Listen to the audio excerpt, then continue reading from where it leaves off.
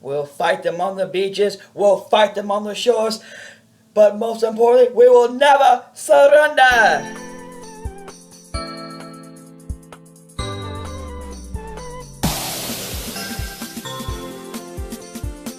How's it going, YouTube? It's your fair salty king here, and I'm here today to bring you a brand new video. Today marks the 11th day of the 12 days of anime. Christmas is tomorrow, ladies and gentlemen. It's almost here. Just hold on tight. So, in other words, you better hold on loosely.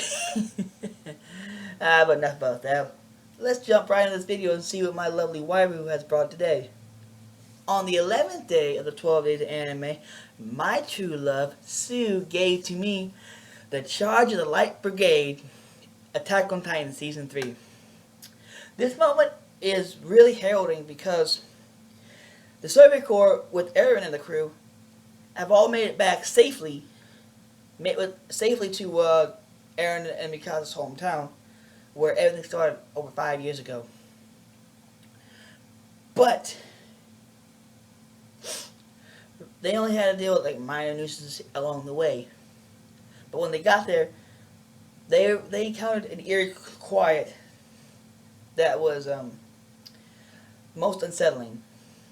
You'd think they'd have a couple Titans roaming around still, but they ended up fighting thanks to Armin's help, finding the sleeper Titans of Reinhardt and Bert, basically the Colossal and the Armored, and where they're hiding and whatnot. Of course, the Beast Titan comes, and he's basically in the whole thing.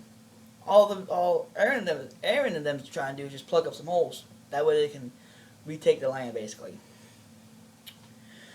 So what happens was, the Beast Titan comes with a good bit of Titans, and they don't do nothing. They just stand there.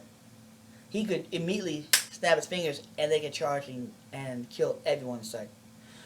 But like a sentient Titan he is, he grabs two big rocks and crushes them, and basically just throws shrapnel at everyone hiding in the little villages outside the walls. Oh boy! And they know if they don't take out that Beast Titan, or at least cut him free from his Titan form, then this whole mission is for naught, you know.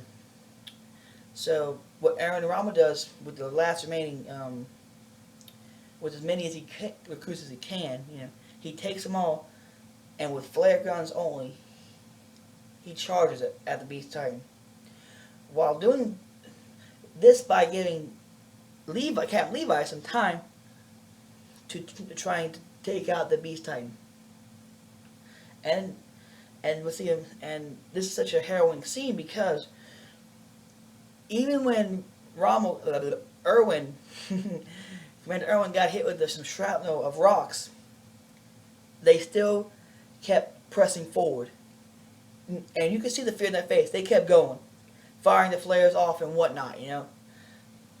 I mean, it got to the point where he was, I think the Beast was kind of bored, but also like, he was wondering why they're willingly sacrificing their lives when he can tell they're scared.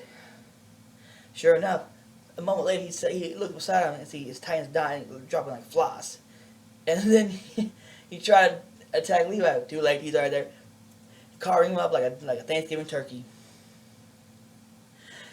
And he was able to cut him out, but the Crawler Titan, or rather the one that walks on all fours, was able to save him.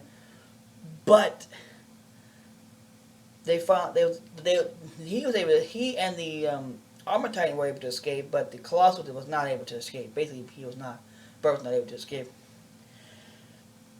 But this scene is colored because when there's only two survivors of the whole entire charge. Well, one later on, and that's a new recruit who kind of was scared of the whole freaking thing, you know. But he's just amazed that he lived through that ordeal, you know. I be either calling it quits or I had to go through a lot of therapy before I can get it right if that ever happened to me. But I will say this, to give this kid the credit, he literally looked death in the face and came out, I believe, stronger on the other side. He even managed to find Captain Irwin, but they had only one choice: either save Irwin or Armin. But it was kind of somewhat easy, but at the same time, it was kind of court martial. But other than that, I highly recommend you to watch Attack on Titan, even the newest season. I hear that there's going to be a new season soon. But that just goes to show, courage is not the absence of fear, but rather doing something in spite of the fear. And sometimes that will motivate you to go above and beyond.